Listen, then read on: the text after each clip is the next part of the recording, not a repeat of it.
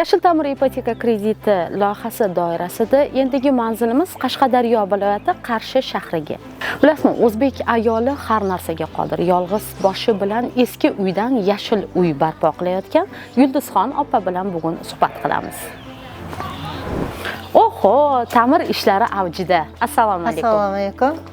O'zbekiston ipotekani qayta moliyalashtirish kompaniyasi matbuot xizmatidanmiz. Xush kelibsiz. Yashil ta'mir ipoteka krediti targ'iboti yuzasidan siz bilan jonli suhbat qilish uchun keldik.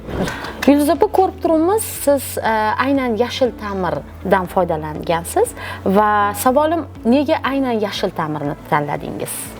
Shu yashil ta'mirda tanlashimdan maqsad ekologik toza materiallardan foydalanish maqsadimiz bo'lgan, ham zamonaviy. Biz mana shu qo'yadigan afoplast devorlarimiz issiq sovuqda chidamliligi, shu sovuqda xona haroratini mustaqil mo'tadil ushlab turishlari uchun tanlaganmiz shuni. Kredit muddati, to'lovi, foizlari haqida gapirib o'tsangiz. To'lov muddatlari 10 yil, uzoq muddatli to'lov. To'lovlarini foizlari 19%. Menga ma'qul tushgan qismi shuki, miqdor to'laydigan miqdorim, oylik miqdorim oladigan maoshimga anchagina sarflanishdan qisman o'zimga foyda tomonlari bor. Shu 2700 oylik to'layotgan bo'lsam, qolgan oyligim bemor farzandlarimni ham o'zimni qo'shimcha xarajatlarimni qoplab oladi.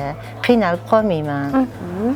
Avval ham kreditlardan foydalanganmisiz? Ha, ancha avval ham shu kredit olishimdan oldin ham kreditlardan foydalanganman. Foiz stavkalari juda katta, ham to'lov muddatlari qisqa bo'lganligi uchun biroz qiynalishlar bo'lgan. Demak, sizga aynan yashil ta'mir ipoteka krediti aynan muddati va foiz stavkalarining pastligi bilan ma'qul tushdi. Har tomondan tanishib chiqdim. Ham olishimda ham qiynalmadim, muomala to'lmadi unday. Ham to'lov muddatlarim o'z vaqtida to'lab boraman. Olib keladigan oylik maoshlarim boshqa ish xarajatlarim yetyapti shu xarajatlarimga ham. Yulduz opa, avval eski uyida, buni qachon sotib olgansiz bu uyni? 3 yil avval sotib olganman shu uyni. Juda ta'mirtalab edi. Derazalari yog'och eshikdan bo'lgan. 30 yilchalar odam yashamagan hovli bo'lgan. Juda qarovsiz, isitishlari ham yo'q edi, hech narsasi yo'q edi, to'rt devordan boshqa. Kreditni olganimdan buyon mana 1,5 oy, 2 oy ichida uylarimizni issiqlik bilan ta'minladik. Akva eshiklarini, romlarni qo'ydik. Tom qismlarimiz yopildi. Demak, siz nafaqat yashil ta'mir mahsulotlaridan, balki an'anaviy ta'mir yo'nalishida ham ta'mir ishlarini olib boryapsiz, to'g'rimi? Demak, yashil ta'mir ipoteka kreditini 50 ga 50 mahsulotidan foydalanyapsiz. Ham 50% qismi yashil ta'mir, 50% qismi an'anaviy ta'mir uchun sizga juda ham qulay. To'g'rimi? Shunday. Yulduz opa, aholi o'rtasida kredit olish jarayonlari juda ham murakkab, yugurtirishadi va kredit berishmaydi degan tushunchalar bor. Shu masalalar bo'yicha sizda qiyinchiliklar bo'ldimi? Yo'q, bu muammolarga duch kelmadim.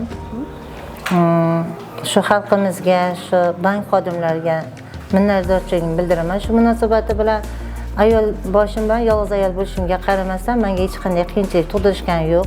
Rasmiylashtirish uchun kerakli bo'lgan hujjatlarni qo'limga topshirdilar. Shu hujjatlarni itib berganimdan keyin hech qancha vaqt o'tmasa, shu 10 kunlar ichida plastikga birinchi miqdordagi pulni tashlab berishdi. O'zingizni plastik kartangizga tashlab berishdi. Ya'ni hech qanday magazinlar uchun, do'konlarga to'lov qilinmadi. Yo'q, hech qanaqa. O'zim tashlab berilgan pulda ham o'zim ixtiyoriy ravishda bozordan chiqib, mahsulotlarni o'zim tanlab, o'zim olib keltirdim.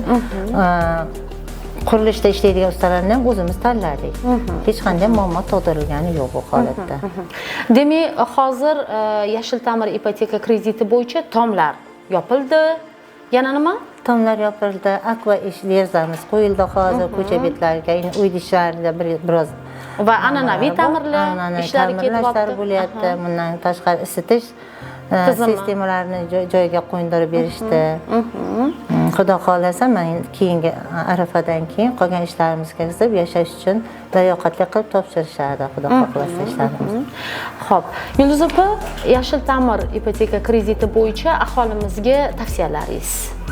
Meni tavsiyam ishqib mana oyligini yig'ib uy qurolmaydigan yo maoshini orttirib ololmaydigan insonlarimizga, xalqimizga, aynan bu ko'p qismini tashkil qiladi xuddi menga o'xshaydigan xalqimizda.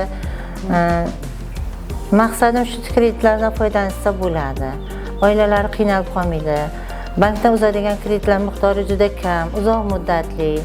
Pullarimiz, oyliklarimiz oydan oy inflyatsiyaga uchrab ko'tarilayotgan paytida davlatdan oladigan summamiz hech qancha miqdorni tashkil etmay qoladi. O'zingiz stomatologsiz. O'zim stomatologman. Va topayotgan daromadingiz ipoteka kreditini qoplash uchun bemalol yetadi. Undan tashqari shu farzandlarim, nabiralarimga pulli xarajatlarim, o'zimni boshqa ketadigan xarajatlarimni qoplay oladi. Fuqarolarimiz o'zlariga berilgan imkoniyatlardan unumli foydalanishmoqda. Endi navbat sizga.